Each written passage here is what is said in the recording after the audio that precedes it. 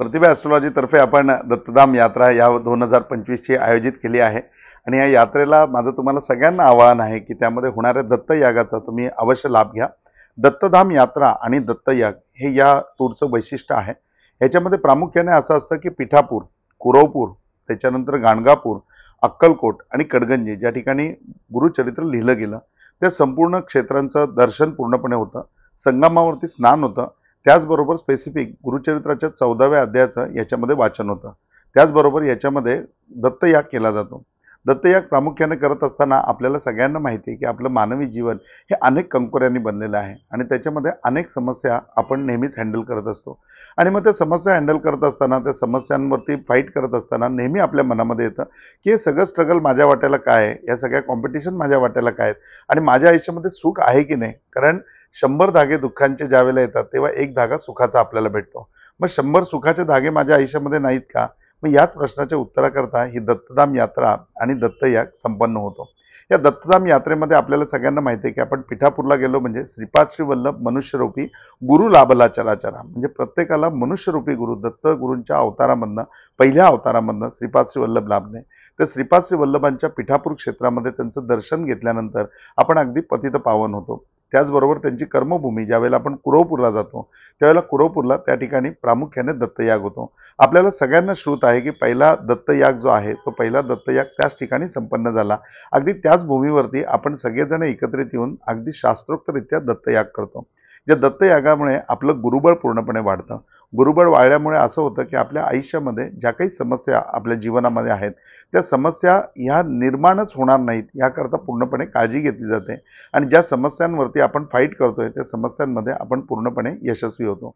दुसरी महत्त्वाची गोष्ट म्हणजे की आपण प्रत्येक वेळेला पितृपीडा या सगळ्या गोष्टींनी पीडितच असतो। तर मी पितृपीडा नक्की घालवण्याकरता काय कर्म करायला पाहिजे, तर त्याच्यामधलं दत्तयाग हे श्रेष्ठ कर्म आहे की दत्तयाग केल्याच्या नंतर तुमची पितृपीडा जी आहे ती पितृपीडा तुमची पूर्णपणे संपन्न होते किंवा पूर्णपणे संपून जाते। याच्यामध्ये प्रामुख्याने आपल्या पितरांना एक उत्तम प्रकारची गती लाभण्याकरता सुद्धा संकल्प केला जातो। त्याचबरोबर आयुष्यामध्ये आपल्या जीवनाचा जो काही उद्देश आहे तो जीवनाचा उद्देश आपल्याला सफलतेने प्राप्त व्हावा, आपल्याला गुरुबळ मिळावं आणि त्याचबरोबर हे गुरुबळ नुसतं मिळू नये तर ते आपल्याला लाभावं, म्हणजे की गुरूंचं जे पाठबळ आहे ते गुरूंचं पाठबळ लाभावं आणि आयुष्यामध्ये पूर्णपणे दैदिप्यमान असं यश आपण संपादित करावं।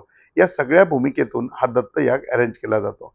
हा दत्तयाग ज्यावेळेला आपण करतो त्यावेळेला वपुच नावाचा राजा आहे, ज्या राजाने हा पहिल्यांदा दत्तयाग केला होता आणि व्यासजींनी त्याचं पूर्णपणे पुरोहित्य केलेलं होतं। अगदी वपुचनी ज्या जागेवरती जाऊन दत्तयाग केला, व्यासांनी ज्या ठिकाणी पुरोहित्य केलं, अगदी त्याच जागेवरती आपण कुरवपूरला पोहोचतो आणि श्रीपाद श्री वल्लभांची कर्मभूमी असल्यामुळे अशा पतित पावन क्षेत्रामध्ये आपल्या हातून दत्तयाग संपन्न होतं। पिठापूरचा महिमा सांगायचं झालं तर पिठापूर ही सुवर्ण नगरी आहे आणि तिथे गेल्यानंतर कुठल्याही भक्तांच्या आयुष्यामध्ये कमतरता राहणार नाही असं श्रीपाद श्री वल्लभांचं अमृत वचन आहे।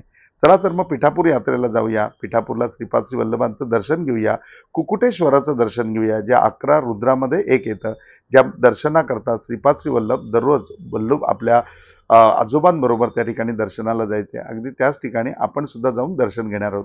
खूप सारे साईड सीन सुद्धा याच्यामध्ये आहेत। त्याचबरोबर सुब्रह्मण्यमच्या ठिकाणी सुद्धा आपण या यात्रेमध्ये जातो की ज्या ठिकाणी विष्णू आणि लक्ष्मीचा विवाह संपन्न झाला।